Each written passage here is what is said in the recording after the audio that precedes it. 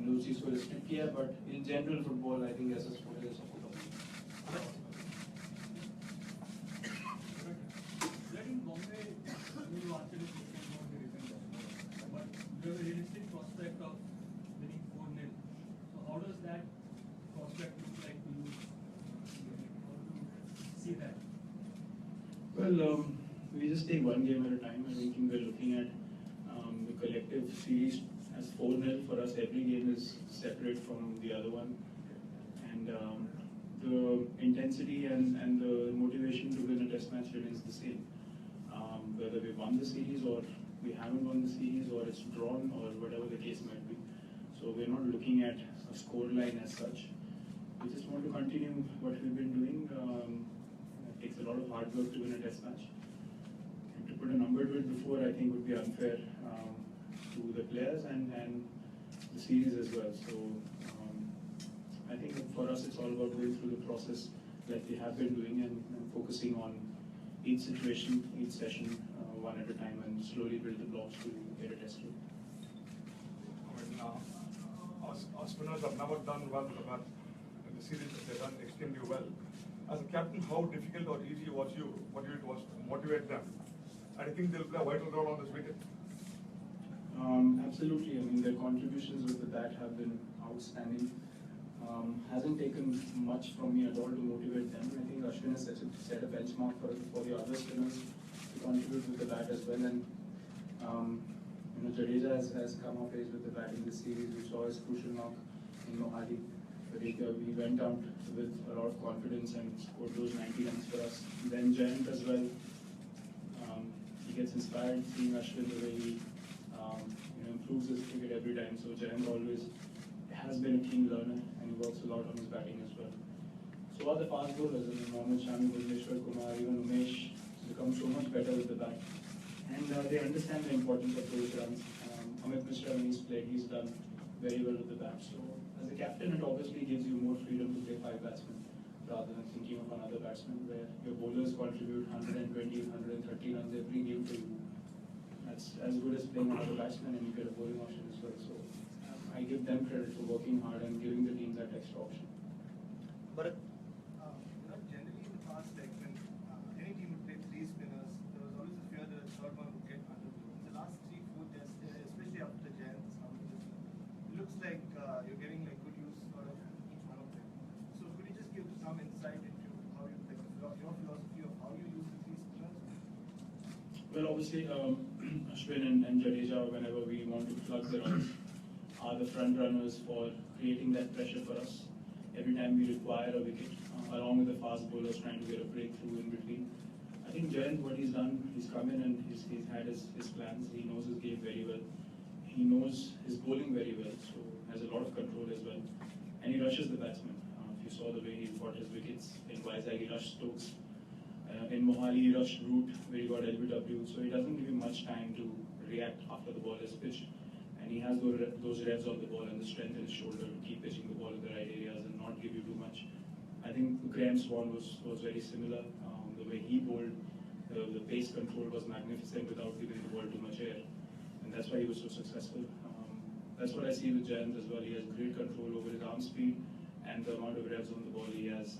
So as a captain, I know that the third bowler is also someone that the batsman cannot independently go after. And that brings him into the game at any stage. Whenever we require an important wicket or 2-3 wickets, Jayant's always there on the spot, making things happen and creating doubt in the batsman's head. So I think it's been a great addition between them. When you put something like 16 out of 18 test matches, stretching back last 4 years, you start to feel pretty much invincible. Not really. I mean, we still understand we've got a lot of cricket to play everywhere in the world. It's not only about this one period that we're going through. It looks really good because we've come out of transition and immediately we started winning games. But I wouldn't take it as a thing for overconfidence. It's as I said, it's an ongoing process which needs to be sustained for the next 5, 7, 8 years for us to become a top quality side and leave a mark on world cricket. Maybe known as one of the best teams to have assembled onto the field, and we want to do it across formats and make that mark for Indian cricket on the world stage. But it requires a lot of persistence and skill, a lot of hard work on your fitness, and those are the key factors which will decide where we go as a unit and as a team. We don't feel invincible, to be honest.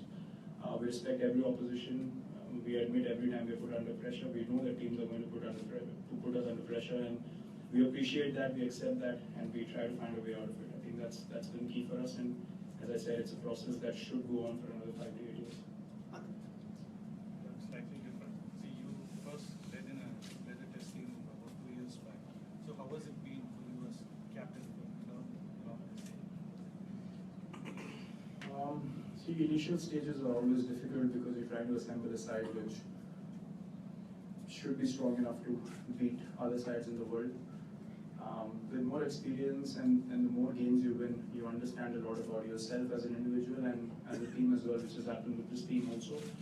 So I think the guys, they have become really professional with the way they prepare, with the way they work on their fitness. So it makes the job easier with every series and every game that you play, because they keep understanding what's required to be match fit, what's required to go the distance for 5 days, what's required to come back from difficult situations. So this is a bunch which is learning with every situation, every match that we play, and they're very keen to improve on their game, which makes my job, very, very easy, because there's nothing I need to say to anyone. Everyone knows what they want to do, how they want to do it, and what needs to be done for them to be absolutely match ready for Team India and not take anything for granted. So I think the guys are bought into this culture very well, and as I said, it's a keen group, so there's not much for me to say or do with them being so smart about their preparations. Nick, do you consider playing county cricket in England before the next tour to England in 2018? Is there a chance this achieves English conditions? If I have a chance, I would love to do that. Love to be there, understand what the wickets behave like in that particular phase of the year, and I think those things matter a lot. Preparation time is something which is very crucial for any side.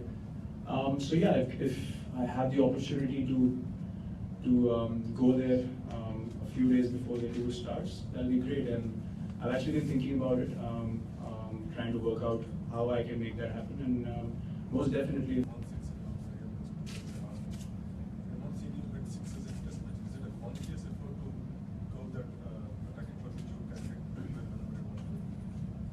Yeah, it's been a conscious effort, to be honest. Many times I felt like I can go after the spinners, but I understand I need to go in that extra hour or 2 hours for the team, and I don't necessarily feel the need to hit sixes. It's just an excitement of a batsman crossing 150, 160. They'll feel like expressing yourself, but then I realize if I'm scoring at 3-4 and over without even trying to hit a boundary, I can rotate, strike, and do that for the team. I don't necessarily need to take that big risk at any stage and cost the team some momentum, because if me and the management have decided to play 5 batsmen, it obviously makes up my mind to take up more responsibility out there in the middle rather than doing what I want to do. So yeah, it's about finding ways to still be positive, but at the same time understanding what the team needs, and that's the balance you need to strike playing at the international level. You just can't go and play your own game and say that's the way I play. You have to adjust to what the team wants, what combination you've played, and give the team some solidarity in the middle according to that. Last question, Ali. Sure. Last question, Ali. Okay. I was just going to ask about captaincy, and it's when teams look at giving the best batsman in the team the captaincy, there can be a slight fear that it could take away or there could be too much for them. But in the case of yourself, Steve Smith, Kane Williamson, he seems to have had a real surge in runs since doing that. If England did make a change like that with, say, Joe Root being promoted, what effect do you think it would have on his game? It depends on the individual, to be honest. Joe is an outstanding player. Been very fond of his game and the way he plays and goes about things. He's very positive. Always thinks of any situation as an opportunity. It's pretty evident with the way he plays. I don't know what captaincy would do to that. Captaincy it's not just about handling 11 guys or 10 more guys on the field or having a squad and interacting with the management. It comes in with the whole package of interacting with the media, having people expect things out of you, in a very different way, having the onus of the whole country, to be honest, on your shoulders as far as the sport is concerned. So it's very different to how individuals react to it. Joe looks like a guy who has a temperament to do it, to be honest, but you can only tell when he actually gets into the scheme of things and how he reacts to it himself. Only he can answer that question, but of whatever I've seen of him as a player and the way he conducts himself on the field, I think he has been a great batsman for England, and I think he's equipped enough to handle that job as well. Last question, Dean, please. Just touching a little bit on Joe, obviously the ICC rankings came out recently. You're now up to a high second in the batting rankings. You've got Steve Smith, yourself, and Joe Root. I understand that the team always comes first, but these little jostling for positions are things that the fans like, and I just wondered whether you quite enjoy it as well, seeing how your performances kind of stack up against the guys around you and who's getting to the top of the rankings. I think it's more for the fans. It's more for the fans to put us in a group of young players coming up in world cricket, and actually it's great for the game. That sort of rivalry, that healthy competition is great for the game. People like talking about it. It's a great issue, a great topic of debate. And I've seen people enjoy talking about that a lot, and they mention it to me as well a lot of times, that you 4 or 5 players are exciting to watch and all those sort of things. So you feel good that you are a bunch of, you're in a bunch of batsmen who are taking world cricket forward, not just having that healthy rivalry between us.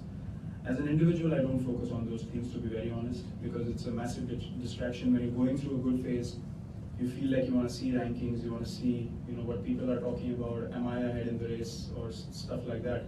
But you get so addicted to it when you're not doing well, and same things backfire, then it can really put you down as a player. So I totally moved myself away from those things.